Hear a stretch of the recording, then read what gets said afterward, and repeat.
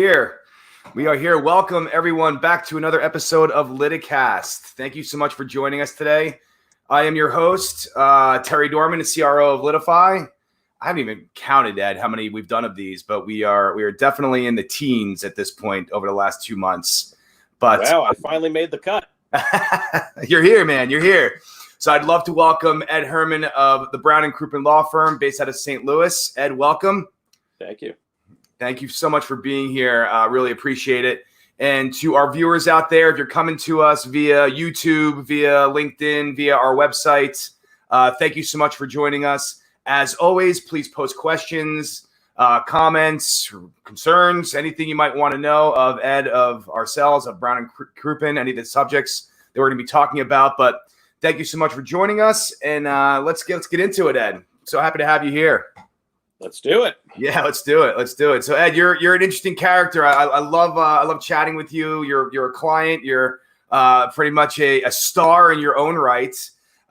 We love your YouTube videos that you create, the Ed Versus series. Been very exciting. We always get a chuckle amongst our staff when we pass them around. But I actually want to show one later in the show. We'll give everybody a little sample of the Ed Versus series. But just curious, like what inspired that? What was the impetus behind that? What made you really start doing those series? What we realized was people had not quite figured out how does a lawyer attract business on the internet? For anybody who's out there, everyone's tried. And invariably, what people have discovered is, there's pay-per-click, and that's nice. It's a little expensive in most markets compared to what you get. But they hadn't really figured out how to really form a connection with the public via the internet. And what you have to realize is that if you think about it, the problem is nobody really needs your services right now. Statistically, 99.9% of the people out there, they haven't been injured and they don't need a lawyer right now. And so they're obviously not going to connect with you via pay-per-click. So what are you going to do with the internet? How are you going to reach all those people in a meaningful way? And we thought, why don't we do something on the internet that people actually would care about right now? And people do tend to like to be entertained, educated, and they like to laugh. Right. There's interesting statistics, and I just thought of this now. I was listening to a podcast myself about a week ago. YouTube, I think it come out around 2004, 2005, somewhere in that range. I think it was at the 2010 mark or 2009 mark. There was 100. It equated to was 1 billion hours a day globally were being consumed across YouTube, which equated to 117,000 years of content being consumed every single day across. It was just some of these statistics are just amazing, and really it came down to the recommendation bar on the side, and if you like this, you like that. But I don't think anybody predicted just the consumption level that would occur on a place like YouTube, and of course other social places like Facebook and LinkedIn and Twitter. But it's to embrace that, I guess. You were pretty early on in that notion of creating that connection with clients that are out there. So I think you're right. Nobody predicted that, and yet what makes watching stuff on the internet very different from television is that the internet is so on demand. Mm-hmm. It is so people in an instant can decide if they want to watch or not watch. They can skip you. They can swipe you. They can scroll past you. And so unlike television, and unlike, say, commercials on television, where, look, if you're watching that program, these are the commercials you're being served up. You don't have any choice over it. You can't skip it. You can go run off and get a beverage or go to the bathroom, but that's about all a consumer can do. But not on YouTube, not on the internet. The internet, they have so much control over what they're going to spend their time looking at. And that's why, you can't force feed legal commercials to the public via the internet. They're simply not going to watch them. And if they do, they're not going to watch them lovingly. They're going to watch them with aggravation that they're being forced to watch a legal ad that really doesn't speak to them right now. So that really pushed the need to find the type of stuff that people would choose to watch. Right. And I kind of rushed through the introduction a bit, but Ed has been, for our audience, Ed has been really integral for Brown & Crouppen, which is really one of the premier firms in the country for injury, mass torts, and really being inventive, utilizing the internet, utilizing different marketing mediums to attract clients, to really be that de facto firm that you call should something happen to you, unfortunately. But so I'll just putting your bona fides out there for you, Ed, a little bit. But you guys really have done a great job with it. I appreciate that. Yeah, and people should know that we don't do exclusively the internet. Obviously, our business was built on television. Terry Crouppen has been our spokesperson for 40 years, and he's, I believe, truly the best in the business. Mm-hmm. And we do radio, we do billboards, we do buses, we do all the traditional stuff. But the one thing that we're doing that very few people are doing is we're hitting the internet in a way that really is trying to build a relationship with the public and build up sort of our legions of followers and subscribers. And once we have that, then it gives you the ability to just speak directly to them without any distraction around you.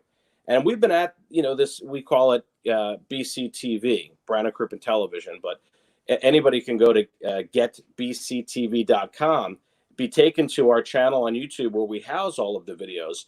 But we serve those videos up not just on YouTube, we serve them up on Facebook. We've gotten 48 million views. Wow. In the last 17 months, which, I mean, I would put that up against anything that anybody's doing at any firm. And it's not just about the views, it's the engagement. We've gotten 45,000 comments from people in the public engaging with us, allows us, and very positive, almost no negative in that whole, which is unheard of on the internet. Mm-hmm. And of course, in terms of like reactions, when people like stuff and love stuff, we're 150,000 of those, our videos have been shared, better than 50,000 times. So there's a lot of organic views going on there as well. So I feel like we're doing something right. I think you are. In fact, I'm thinking maybe we take the Liticast series and just kind of fold it right under Brown and Crouppen, and maybe we enhance our viewership and our shares. But no, that's great. What do you? I mean, not. It's a sort of an open-ended question where you could kind of bash maybe your competitors. I don't mean it like this. My question is, what are you seeing other firms kind of do wrong, maybe with the traditional kind of lawyer ads? And I know that I agree. I think you need to do a mix of some of the traditional TV, radio, billboard, that type of stuff. But what do you see from some of your competitors out there that where they might be a little bit stuck in a rut and kind of make? Yeah, go ahead. I mean, honestly, I think for not just our competitors, but I think in the industry, I think everyone is always struggling to find a good attribution model. Everybody wants to believe that there's somehow a person goes to one source. That's the thing that tells them about your business, makes them want to hire you, creates the desire to contact you, and then you get a case. And then everybody sits there saying, how did we get this case? Was it through television? Was it through billboard? And all of that is nonsense, because that's not how things work nowadays. Nobody has one source where they heard about you, learned about you, and then was inspired to call you. They go through a journey to get to how they got to know about you, how they learned about what you did, at what point did they make qualitative decisions about you? Did they like you? Did they find you relatable, approachable, competent? All of the qualitative stuff in the middle. Mm-hmm. And then comes the point where they actually decide to reach out. And it's a bouillabaisse. It is a melting pot of different things that you've put in front of them, each one of them contributing a little piece of that journey. So to sit there and I've heard people say, do you do billboards? You get anything from them? You get any cases from billboards? And you want to say, if you're asking that question, then you don't understand what billboards are for. And I think the biggest mistake people make is they're expecting things to produce cases. And what they're not appreciating is how well is that piece of marketing satisfying a piece of the journey. Billboards are not about getting people all the way through the journey, but they're very effective at that first part. Do people know who you even are? Do they know your name? Do they know what you do? That's where billboards are very effective. And the measure of that is not how many cases did you get. The measure of it is, before you put up any billboards, you do some market research as to how familiar your brand name is. And then after you do billboards for a while, you redo the research and you see if you move the needle substantially. And that's how you measure billboards. And that's how it is with every type of marketing. You got to first figure out, why am I doing this? What part of the journey am I attempting to succeed at? And then figure out if it's succeeding at that part of the journey. Yeah, and it's a good segue. Something you and I discussed before, really, and I know that you adhere to this sort of 5-step program, not to be confused with the 12-step program, but the 5-step program really about marketing, understanding, the pieces of that journey, and just tell us a little bit about that. I know that I found that very interesting when you described that. Yeah, it's whether you look at it like a funnel or you look at it as a journey, but basically, let me see if I can get my hands up. The top of it, every client that every business has ever had in their life has had to go through this. First, people have to know, and they don't have to come in any particular order, but people have to know who you are. They need to know who you are. They need to know, secondly, what you do. Third, they need to have formed an opinion about you, a qualitative opinion. Is this person a good fit? Are they competent? Do I feel comfortable approaching them? Are they likable? Are they relatable? Whatever they're going to use. Have they gotten good reviews? Are they credible? Then you get to, do I have a need for them? The assessment of need. Because you can have people who know you and they love you, and if they ever needed a lawyer, you'd be their first call, but then they never need you. So then the need has to arrive, and then the contact has to arrive. That's the fifth element, is then they have to actually reach out to you. And every client and every business goes through that. You can be selling cars. It's the same journey. They have to go through that window. And that's why, to me, what led to the channel was a recognition that most firms ignore the middle part of that journey. Most firms are very focused on, got to get the name out there, got to let people know what I do. Yeah. And then at the end of the journey, got to get them to call me. And then you get this whole middle part where nowadays, people look, in the history of time, who are we kidding, Terry? If given the choice between choosing something that you like and choosing something that you don't know anything about, people will usually choose something they like. It doesn't matter if they're choosing off a menu in a restaurant or they're choosing which dealership to go to buy a car. If there's something that they like, they pick it over something that they don't know. And yet most lawyers ignore that middle part of the funnel. How do we get the public to develop an opinion about us, even when they haven't even used us? And I don't mean to ramble, but I know you and I talked about this, that other brands and other businesses, they do this all the time. People that have never driven a Porsche or a Mercedes, they have already developed an opinion about those brands. Ferrari, when it comes to watches, Rolex, handbags, Louis Vuitton. Most people will never own these things. But if you ask most people an opinion about these things, these are desired things. These are quality things. They've already developed a brand affinity with no personal experience. And I believe that same principle applies to everything.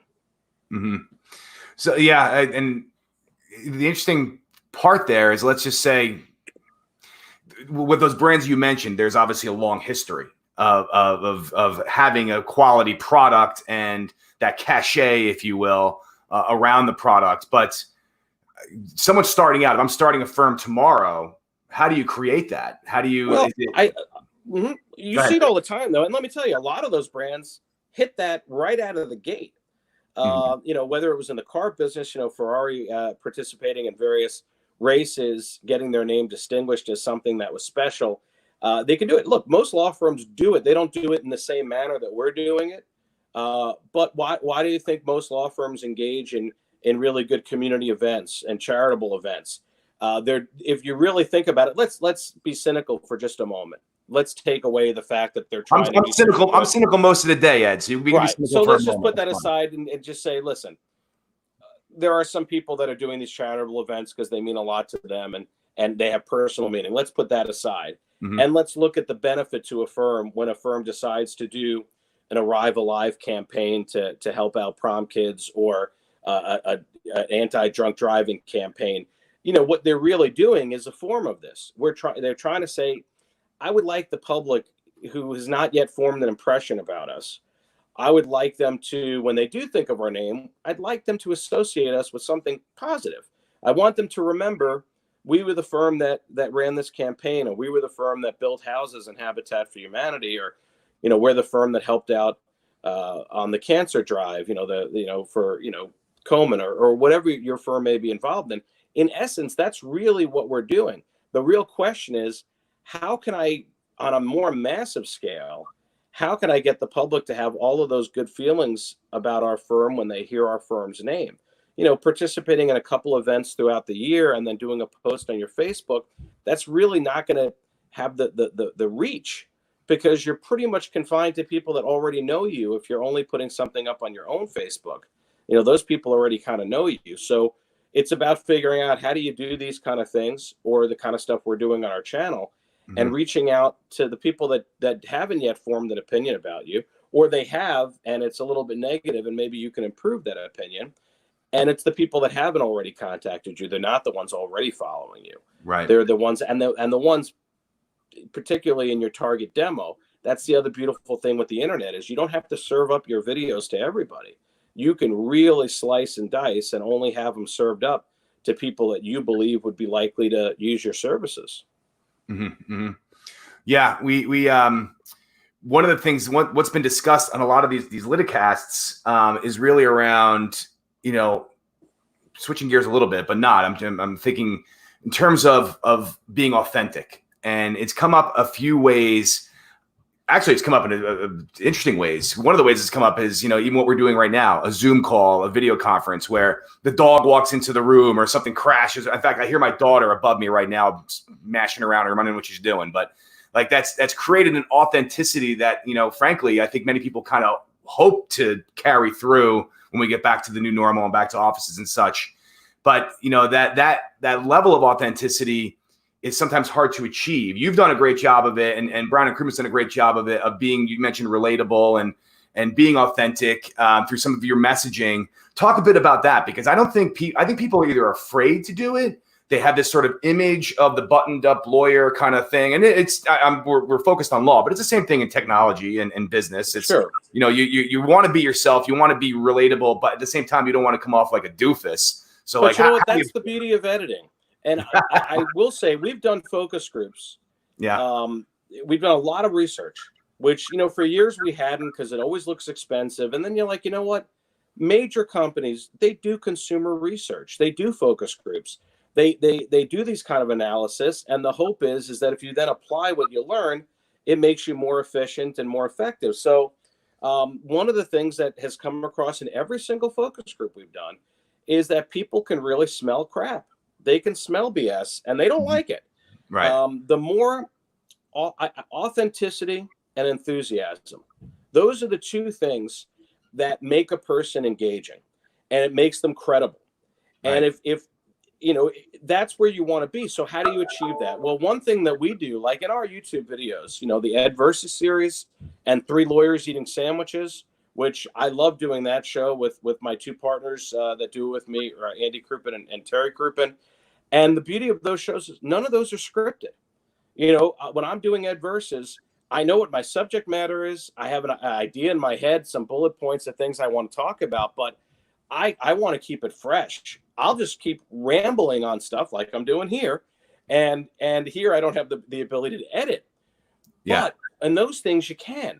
And, after the fact, you edit things down, and you'd be amazed. And if I were doing a commercial campaign, I would encourage lawyers, especially if you're your own spokesperson, to attempt a campaign where you say, you know what, I'm not going to sit here and try to script a perfect 30 seconds and look into the camera and give my spiel. People have seen it a million times. But what I would do is I would have somebody off camera throwing that lawyer questions and letting the lawyer get real comfortable and talking about his firm, or why he got into law, or what he can do for clients, or what he has done for clients, whatever he wants to talk about. Just let him go on and on. Be himself. Let it come from the heart, because most people did get into law for really good reasons, either through their own ambitions, which I don't have any problem with that being a good reason, or a quest for justice, or something that happened to them in their own life that really inspired them. Let that all come out. And then you need a good editor. An editor that can take those things. They can make 30-second commercials. They can make 15-second commercials. They can do longer pieces that will work in an internet setting. And that's how you're going to really tap into it. The other thing is, if you're going to make entertainment videos like we do, don't try to do something that's not who you are. I wouldn't encourage everybody to go out and try to do like what I do with Adverses. That's my voice. But I promise you, everybody has a voice. Everybody is interesting when they're talking about something that they truly care about. They're really enthusiastic about, or they're expert about. I can listen to almost anybody if their energy is coming through and they're described. That's why on television I can almost watch anything. If the person's on there and I watch Antique Roadshow, and you watch these guys that are really expert and they know about this stuff and they give you the history and the value, I'm glued to it. So for everybody, I would encourage people, figure out what you actually care about. You know, is it sailing? Is it fishing? Is it food? Yeah. And try to come up with a piece of entertainment about that. That's what makes you likable and relatable. I agree. What's we've found interesting, even some of our taking bits and pieces of our Liticast episodes and sending them out via our social channels, or whatever. Some of our team has edited things out that it was just something maybe I said in passing, or something one of our guests said something in, you know, as a sidebar to something else that was going on, and it came across as the most sort of impactful thing out of that entire episode. Because and it was real. It was real. It was real. It was real. They called up at the moment and they go, oh, crap. Like, oh, that reminds me that, you know, I did this over here. And then that's literally the soundbite that we take from it, because it just comes across as being so authentic and real and impactful. And people are like, wow, that's pretty cool. Why do you think people laugh so much when they're watching Saturday Night Live and they see somebody break in the middle of a sketch? Yeah. You know, part of it, it's funny that they're breaking, but if you really analyze it, we're not laughing at them for making a mistake. We're sharing a genuine moment with them where the other character did something so funny that the person who heard it, they just can't keep a straight face. Yeah. And it's the sharing of that moment with them that I think makes those moments so real and enjoyable. That's why we laugh so hard at that. Yeah. So let's kind of just follow that along there. So we've created sort of a brand. We're engaging with an audience. How do you make that transition to the call to action? Now, I know obviously an event has to occur on the client side. Sure. It didn't happen, but like that, sometimes turning that switch can be hard for folks. What's your thought there?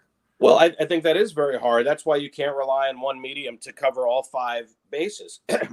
I think that, you know, the stuff that we're doing on our YouTube channel and on Facebook, certainly I've gotten a lot of people direct message me with legal questions. That happens almost now. It seems like it happens on almost a daily basis. But that's not the mechanism that you're really getting cases from when you're doing it. But what you will see is you'll see people who are more familiar with those videos, people that call your office. You know, we're signing up, I think, better quality cases than we ever have before. I think we're hitting groups of people out there that would otherwise not have really known us or cared about us or had a good opinion of us. And I think we're widening the people that are comfortable calling us. But what we're also doing is, like we said before, we're building a network of people that we could then communicate directly with. So take our YouTube channel, and, you know, we've got maybe 17,500 subscribers on there right now. But, you know, they're all local. They're all in St. Louis and Kansas City, or at least the overwhelming majority of them, 99% of them. Yeah, you get them subscribed watching the entertaining stuff and the funny stuff. But once you have them, then you can serve them up whatever you want to serve them up. So if once in a while you want to put a little medicine in that sugar, teach them about the law, educate them about a drug that's been recalled or a mass tort that's out there. Now I've got a captive audience. I started a fan page, Terry. Who I thought, all right, they told me to do it at the beginning. And I said, please, I'm not going to have any fans, for the love of God. Yeah. And maybe my mother, maybe. And they said, no, you really need to start this, because if people started contacting me on Facebook and wanted to be Facebook friends. So I started a fan page maybe 6 months ago, and I'm closing in on 10,000 fans. Wow. Again, all from St. Louis and Kansas City. And with these people, if I post something on there, they see it. You get results. How many of these people did you reach? How many of them watched your video, and did they watch it all the way through? So I'm getting very precise information. And now I feel like, how many lawyers out there can say in a moment's notice at no cost or at minimal promotion cost, I can get whatever message I want in front of 10,000 people who already like me? I mean, you're not going to find too many people right now that can do that. That's 10,000 on my fan page, 17,000 and change on the YouTube subscription, 32,000 on our main Facebook page that are people that follow us on Facebook. Little by little, you're starting to own your market. You're owning the demo, and you're having a direct channel that you can speak to them, but none of your competitors can. Right, right. And it's certainly a generational thing too. I mean, I've found, I mean, you know, Litify technology aside, just in general, that, you know, the sort of younger, like my kids don't even communicate the way that you and I did growing up, Ed. They don't actually even really even text. They communicate via Snapchat and Instagram and like these different methodologies. And if you ever if I listen to my kids on the phone, they don't know how to speak on the phone. They have no idea. It's just a sort of a generational thing. And then creating that brand and creating that following is so important. And the cascading effect that goes beyond that. What are you seeing? Like, I mean, are you seeing sort of the sun coming up, so to speak, on, because, you know, we're not sharing any novel idea here that legal is a bit behind in versus other industries in embracing this kind of thing. But do you see that kind of changing over time here, or, you know, just generally speaking, what are you seeing in the industry? I definitely think it's changing, because everybody for a while now has been racking their brain trying to crack the code. Right. And it's odd, because I think most firms didn't really know what is the internet really going to do for a law firm. Is it going to be like television, where you can bombard people, they're going to see stuff, and then they're going to pick up the phone and call? Is it going to be like Yellow Pages, where they only really look it up if they already have a need and they're looking for a number? And so I think people have been, you know, all over the place. But, you know, you speak of young people, and I think that really underscores why it's so important to meet these people on their terms and not your terms. You cannot force feed these people a legal commercial. You got to come to them the way they want it, which is, you know, they want to be entertained. They want to be educated.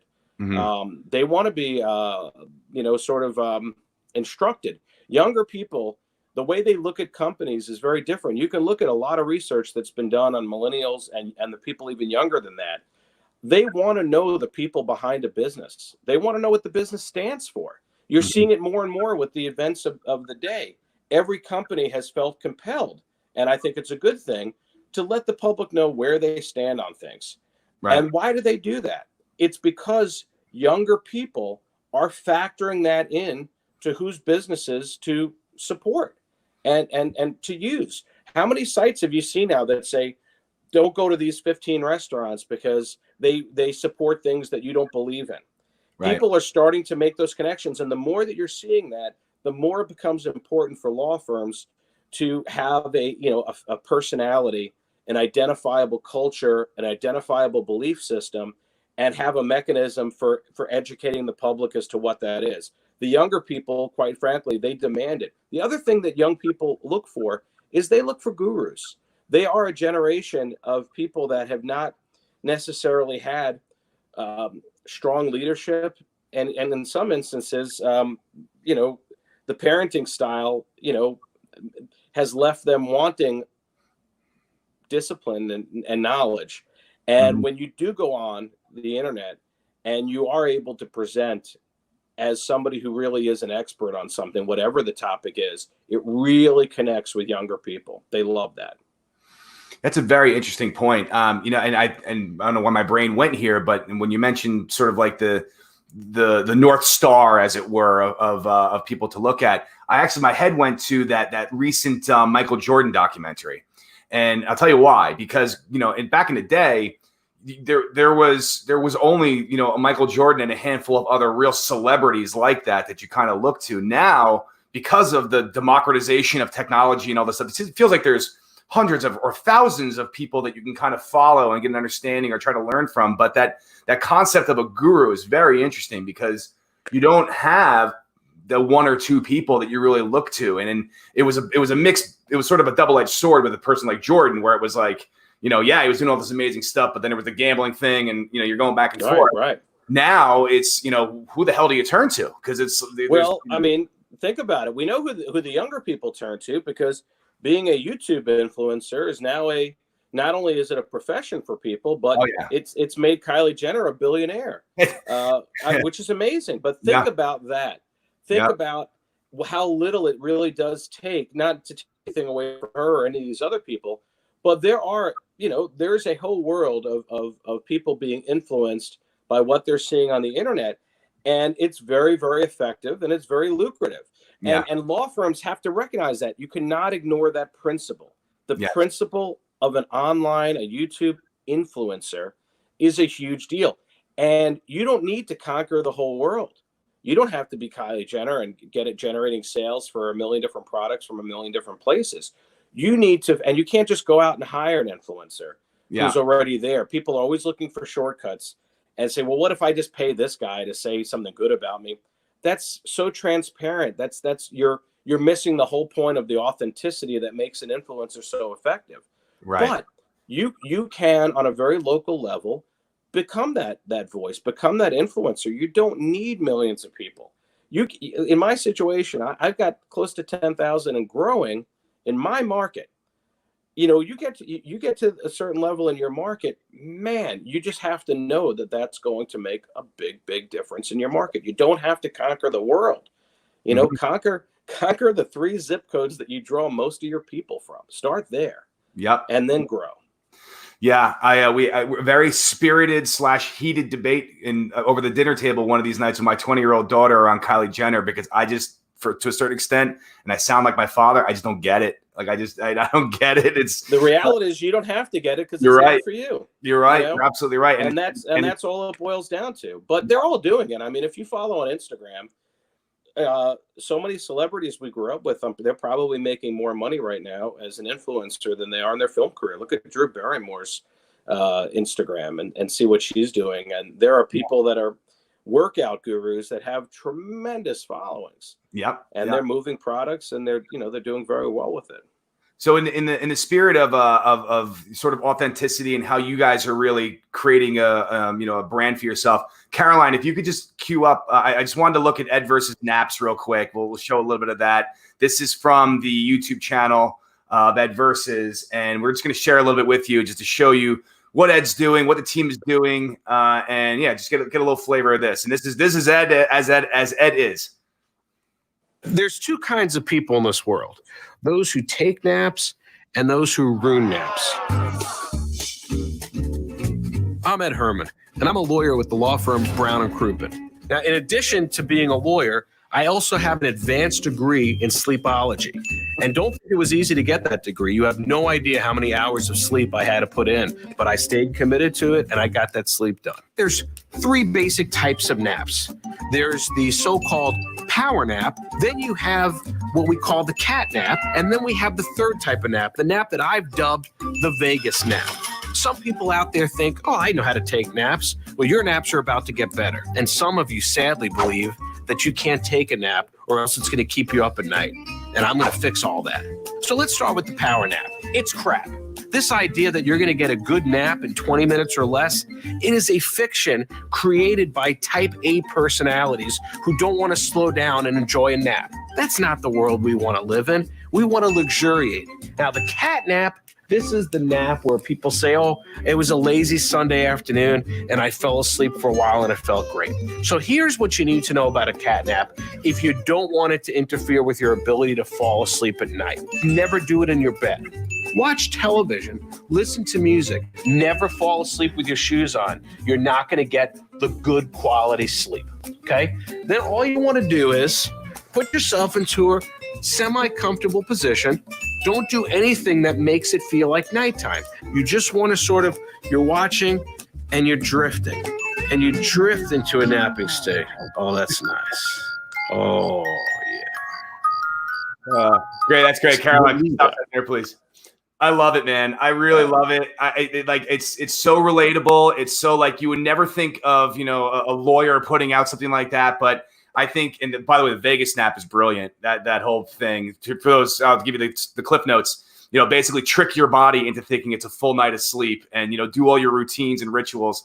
But Ed does a great job with these videos, and I love it because it's I want to work with you. You know what I mean? It has nothing to do with you could probably know nothing about the law, but just the fact that you're like right. And what's amazing is people assume that video, as you saw on YouTube, has gotten almost 1.9 million views, and it's gotten another 1.6 on Facebook. So it's about 3.5 million views. It's a 5-minute video, but it captures all of those things I was talking about, that there's humor in there. People like to laugh. There is education in there. People like to learn. There's that little sense of being a guru, but without taking yourself too seriously. So here you have people, and I mean, what the hell do I know? I created a degree that I said was bogus, and then, I'm creating rules for things, but people love that, and people love checklists, and people love, all of that type of stuff. So in a short video, you're kind of hitting on all of that. And that video has been shared, I don't know, 8,000 times just on Facebook alone, and Lord knows how many on YouTube. And it won the Golden Gavel. That was the one that won for best digital ad for a law firm last year at the National Trial Lawyers. So, it's me on a couch. I don't know that anybody, it certainly wasn't that expensive to do. Yeah, amazing. I also strongly recommend Ed versus Cereal. I'm not giving Ed a call. I told him this already. You literally changed my life in the way I eat cereal, because I never really pieced it together, but you create a nice base. You put some of the flavorful stuff on top. Amazing stuff. And again, it's not, nothing you would really think about, but just interesting, relatable, draws people in. And like you said, you can educate at the same time. So very, very And not that we do it for the awards, but I feel like I'm compelled to say that we also did win two Emmy awards last year in the Mid-America region for our videos. Ed versus Airplanes, which is my personal favorite, won for Outstanding Lifestyle Program last year. So, you never know where these things are going to take you. Congratulations on those awards, by the way. That's really good. Crazy. Never thought it possible. Right. And also in the spirit of being relatable, I just wanted to close with, I know you're a New York guy at heart. You have roots in the New York area. I know you're out in St. Louis now, but I got to ask you a question. Would you, and I know you're a theater guy, but I also know you're a Yankees guy. So Yankees playoff game versus theater. What are we doing? Well, if you had to go to one, what's the call there? You know what? I know it's probably theater, only because I lived this actual experience. I was in New York and had theater tickets to a really good show. Had an opportunity to go see a game where Derek Jeter was likely to hit his 3,000th hit. And it was in a luxury suite. I was torn, but I wound up sticking with my theater plan. So, whatever that says about me. That said, in any given normal year, I would probably watch at least 3 innings of 120 Yankee games a year, whereas I don't see nearly that much theater. So yeah. Again, attribution models, they're all flawed. Yeah, I find myself watching the replays of the Yankee games here locally, and because I intentionally don't try not to remember what the outcome of the game was, but just very You interesting. always know. It's amazing how you do know. You watch it and it's all in the memory bank, and you're like, oh yeah, I remember exactly what happened here. So-and-so made the error and changed. Oh yeah. Ed, thank you very, very, very much for joining us today. This is phenomenal information for our audience. We are going to respond with a blog, and we're going to put it out. That's going to have some links to the various sites, to your channels. But I would encourage anybody to write in, ask questions around this. Brown and Crouppen and Ed specifically have done a really, really great job of really creating a brand, engaging in their clients, and specifically on the delivery. A lot of this doesn't happen if you guys don't have a great reputation as a firm, delivering justice. Right. You got to have the goods first. It just like how a Ferrari actually is a great car. You do have to back it up. And let me put a quick plug in for Cool Fire Studios. They're the production company that does all of our production work. They do a lot of stuff on regular television, a lot of shows that have been popular, but they do a great job at really helping a law firm get its voice, figure out what makes you special, and really design programming because I believe anybody could do something entertaining on the internet.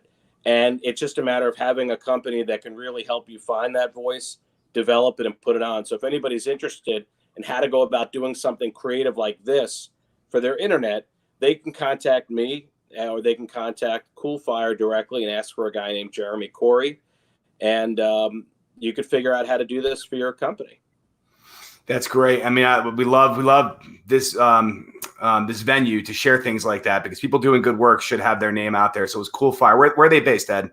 They're actually based in St. Louis, but that's really just purely coincidental. Oh, okay. They fly around the country. They do production everywhere. They've had if you ever watch that old show, Welcome to Sweetie Pies, it was the most successful show on the Oprah Winfrey Network for a few seasons about kind of a Southern style restaurant and the family behind it.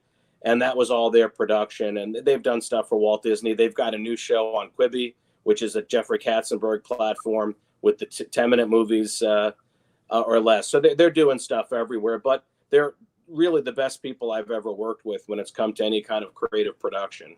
It's great. Yeah, I love it. The music, the edits, they do really, really nice jobs. So congratulations on that.